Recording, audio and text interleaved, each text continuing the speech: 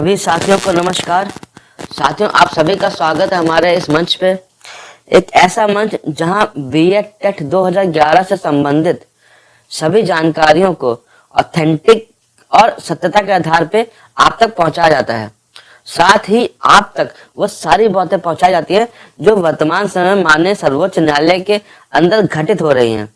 उसके साथ साथ जो हमारे अगवाकार हैं, जो हमारे टेट नेता हैं और जो उनसे जुड़े संबंधित वकील हैं, उन सबकी रणनीति क्या होती है, क्या होनी चाहिए, इन सब बातों को हम अपने मंच के द्वारा साझा करते हैं और आप तक सही और ऑथेंटिक जानकारी पहुंचाते हैं। तो साथियों, अगर आप चाहते हो कि इस केस के रिगार्डिंग कोई भी ऑथेंटिक जानकारी आपसे ना छूटे, तो सबसे पहले हमारे इस मंच को शेयर और लाइक कर दीजिए और उससे भी पहले इस चैनल को सब्सक्राइब कर दीजिए, ताकि आप तक छोटी से छोटी चीज जो वर्तमान में कोर्ट में हो रही है, जो वहां पे वकीलों के बीच गुफ्तगू हो रही है, वो सब मैं आप तक साझा कर सकूं। तो साथियों, बढ़ते हैं आपसे वीडियो में आगे। तो साथियों, जैसा कि आप सभी जानते हैं कि वर्तमान में जो कंटेंट पिटीशन पड़ी हुई है, जिसका क्रमांक 837/838/2023 है, और इस कंटेंट पिटीशन के माध्यम से हमारे हजारों की संख्या में भाई जो बीएड टेट 2011 का फॉर्म डाला था, और उस फॉर्म के डालने के बाद उनको ऐसा लग रहा था कि उनको नियुक्ति मिल जाएगी क्योंकि उनके नंबर अच्छे थे। लेकिन परिस्थितियां बदलती गई, कई जगह कुछ गलतियां हुई, तत्कालीन सरकार के द्वारा कुछ ऐसे पहलू सामने आए कि जिससे उनसे कम नंबर वाला जो है वो उसी विभाग में, उसी भर्ती के अंतर्गत वहां पे विभाग में शिक्षक के पद पर चयनित हो गया, और उससे ज्यादा मेरिट रखने वाले सेम क्राइटेरिया पे जो आपका अभ्यर्थी थे वो बाहर हो गए। तो साथियों, ये सब हम एक संयोग नहीं कह सकते, ये सब एक कहीं ना कहीं अधिकारियों के द्वारा बहुत बड़ी चूक हुई है, विभाग के द्वारा कहीं ना कहीं एक चूक लगती है हमको। क्योंकि साथियों, ऐसा कैसा हो सकता है कि अगर आप के 90 नंबर हैं और उसी भर्ती में 85 नंबर वाला चयनित है और 90 नंबर वाला भर्ती से बाहर है, तो साथियों ये बात जो है वो समझ में नहीं आती, और कहीं ना कहीं हमारे जो है कॉन्स्टिट्यूशनल राइट, स्वतंत्रता के अधिकार पे भी सीधे सीधे प्रतिघात है। तो साथियों, अगर इन सब बातों पे हम पूर्व में जाएंगे तो ये वीडियो बहुत लंबा हो जाएगा। तो इस वीडियो को ज्यादा लंबा करने का हमारा मकसद नहीं है। हमारा मकसद सिर्फ इतना है कि हम सत्य और ऑथेंटिक बात को अधिक से अधिक लोगों तक पहुंचा दें, कुछ ऐसे पॉइंट्स जिसके द्वारा अधिक से अधिक लोगों का हित हो जाए, ऐसे पॉइंट्स को अपने अगवाकार तक पहुंचा दें। जो हमारा एडवोकेट पैनल है उन तक ये बात पहुंच जानी चाहिए, क्योंकि साथियों ये केस बहुत एक क्रिटिकल कंडीशन में आ चुका है। क्योंकि इससे पूर्व की डेट पे 10 फरवरी 2026 को जो डेट लगी थी, उसमें पहली बार, अगर आप मेरे वीडियो देखें, पिछले वीडियो देखें, तो जैसा जैसा हमने बताया वैसे वैसे घटनाक्रम अभी तक होता चला आया है, और उम्मीद करता हूँ आगे भी वैसे ही होने की संभावना है। तो साथियों, 10 फरवरी 2026 को जो कोर्ट में हेयरिंग हुई थी, उसमें पहली बार राज्य को जो है अपना पक्ष रखने के लिए जो माननीय हमारी वकील साहिबा हैं ऐश्वर्या भाटी मैडम, उनको बुलाया गया था, और उनसे माननीय जज साहब, माननीय ईश्वर तुल्य हमारे जो जज साहब बैठे हैं, माननीय संजय करोल साहब और माननीय प्रसन्ना बी वराले साहब, उन्होंने पहली बार उनसे आर्गुमेंट किया इस केस में, अब तक जब से कंटेम्प्ट पिटीशन पड़ी है। और 10 दिसंबर 2025 के बाद से पहली बार स्टेट को इन्वॉल्व किया गया, क्योंकि उससे पहले जो केस चल रहा था वो मुख्य रूप से जो बीएड टेट के हमारे अगवाकार थे, जो हमारे नेता थे, उनके बीच और माननीय न्यायालय के बीच चलता रहा, और स्टेट उस पर साइलेंट थी। तो 10 दिसंबर 2025 को पहली बार स्टेट को जो है वो सुना गया। और सबसे अच्छी बात यह रही है कि साथियों, अब तक हमारा जो ये मुकदमा है, ये बीएड टेट 2011 के अचयनित साथी और उनके वकीलों के पैनल कम लड़ रहे हैं, उससे ज्यादा इस मुकदमे की पैरवी माननीय जज साहब कर रहे हैं। और मैंने आज तक अपने पूरे जो जीवन है उसमें कभी ऐसे जज नहीं देखे जो इतने प्यार से और इतने भावनाओं के साथ अचयनितों के साथ खड़े हों। और जैसा कि पिछली डेट पे 10 फरवरी 2025 को पहली बार जो है वो ऐश्वर्या भाटी मैडम को जो है माननीय जज साहब के पैनल के द्वारा ये निर्देशित किया गया कि आप शिक्षा विभाग के बड़े अधिकारियों को आप यहाँ पे सुप्रीम कोर्ट में जो है उनको लाइए, हम उनसे बात करना चाहते हैं। और सबसे अच्छी बात यह है दोस्तों कि उसमें जो ऑर्डर आया वो वास्तविक रूप से एक बहुत ही अच्छा ऑर्डर आया। मतलब एक पार्ट हर्ड हियरिंग में इतना अच्छा ऑर्डर आना एक सकारात्मक संकेत है बीएड अचयनितों के लिए।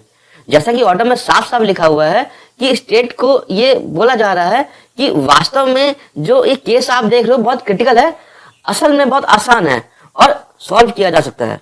तो यहां से आप समझ सकते हो कि जज साहब की मंशा क्या है। जज साहब वास्तविक रूप से देना चाहते हैं उन सभी को जो अभ्यर्थी सुप्रीम कोर्ट के में दस्तक दे चुके हैं। लेकिन साथियों, हमें इसके साथ साथ एक बात यह भी ध्यान रखनी पड़ेगी कि हम कैसे अधिक से अधिक लाभ इसमें ले सकते हैं। क्योंकि साथियों, ये बात हम बता दें कि 16 दिसंबर 2025 को माननीय सर्वोच्च न्यायालय के द्वारा 3 क्राइटेरिया लगाए गए थे, जिसमें सबसे पहला क्राइटेरिया था कि जो भी अभ्यर्थी जिसने 2011 दिसंबर में जो मायावती जी का विज्ञापन था उस फॉर्म में आवेदन किया हो। दूसरा क्राइटेरिया यह था कि सर्वोच्च न्यायालय के द्वारा पारित अंतिम आदेश 25 जुलाई 2017 से पहले जो अभ्यर्थी है वो सुप्रीम कोर्ट में कहीं ना कहीं जो है वो मुकदमे में लड़ रहा हो। ठीक है। तीसरा पॉइंट ये था कि 16 दिसंबर 2025 मध्य रात्रि 12 बजे तक वो माननीय सर्वोच्च न्यायालय में कंटेम्प्ट पिटीशन के द्वारा न्यायालय में पहुंच चुका हो। तो साथियों, सबसे पहले अगर कोई भी आदेश आएगा तो इन तीनों क्राइटेरिया को फुलफिल करने वालों को इसका लाभ मिलेगा। और जैसा कि आप सभी जानते हैं कि एक 2 लिस्टें बनी हुई हैं, एक 14,000 की, एक 16,000 की। तो मैं 16,000 की बात करता हूँ क्योंकि संख्या ज्यादा है, अधिक से अधिक छात्रों का भला हो सकता है। मैं 16,000 की बात करता हूँ। तो साथियों, सबसे पहला अगर आदेश किसी पे आएगा तो वो 16,000 वाली जो लिस्ट है उस पे आएगा, क्योंकि 16,000 वाली लिस्ट में लगभग सभी वो साथी शामिल हैं जो इन तीनों क्राइटेरिया को फुलफिल करते हैं। और अगर कहीं ना कहीं वो इस क्राइटेरिया को फुलफिल नहीं कर रहे होंगे तो आज नहीं तो कल भविष्य में उनपे जो है कहीं ना कहीं दिक्कत आ सकती है। फिलहाल साथियों, मैं ज्यादा इसको और पेचीदा ना करते हुए बहुत स्पष्ट शब्दों में बताता हूँ। आगामी जो हमारी हियरिंग होनी है 25 फरवरी 2026 को जो हमारी आगामी सुनवाई होनी है, उसके अंतर्गत हमारे जो साथी लोग हैं जो इस केस को लीडिंग तौर पे आगे से लड़ रहे हैं, उन तक मैं ये मैसेज पहुंचाना चाहता हूं। और साथ ही साथ मैं उन सभी बीएड टेट साथियों को भी मैसेज पहुंचाना चाहता हूं कि असल में क्या हो सकता है। तो साथियों, मैं बता दूं कि जैसा मैंने अब तक आपको बताया कि स्टेट ये कह रही है कि 72,825 में जो है वो हमारे पास 6100 पद लगभग खाली पड़े हुए हैं। उसमें भी अधिकतर पद जो हैं वो कैटेगरी के हैं और बहुत कम पद जो है वो आपका ओबीसी और जनरल के बच्चे हमारे पास। ठीक है। तो कहने का मतलब ये है कि यहाँ पे कि स्टेट तो अपना जो है वो पक्ष लगभग रख चुकी है कि वो 6100 पद तक देना चाहती है। लेकिन साथियों, हमारे जो देवता तुल्य माननीय जज महोदय साहब हैं संजय करोल साहब और माननीय प्रसन्ना बी वराले साहब, वो इस बात से सहमत नहीं है। वो चाहते हैं कि अधिक से अधिक बच्चों का भविष्य जो है वो उज्जवल हो सके। आपको याद होगा इससे पहले हियरिंग हुई थी तो जज साहब ने हम अचयनितों का दर्द को समझा। नहीं तो कौन भरी अदालत सुप्रीम कोर्ट में ये बात बोलता है कि ये जो अचयनित हैं ये बेरोजगार हैं, पिछले 15 सालों से ये दंश झेल रहे हैं, पिछले 15 सालों से इनका मानसिक और आर्थिक शोषण हो रहा है। ये सुप्रीम कोर्ट में केस लड़ने के लिए वकीलों को अधिक से अधिक पैसा देते हैं और वो पैसा बड़ी मेहनत से कहां से उधार मांग लेते हैं। ये बहुत बड़ी बात है।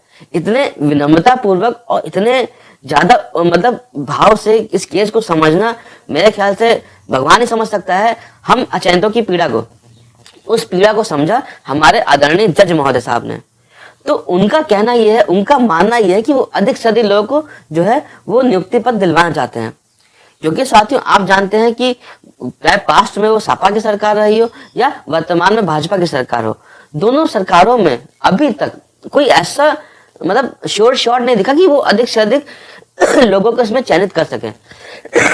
इसी कारण आज अचयनितों को माननीय सर्वोच्च न्यायालय के दरवाजे पे आना पड़ा और कंटेम्प्ट पिटीशन के माध्यम से अपनी बात को रखना पड़ा।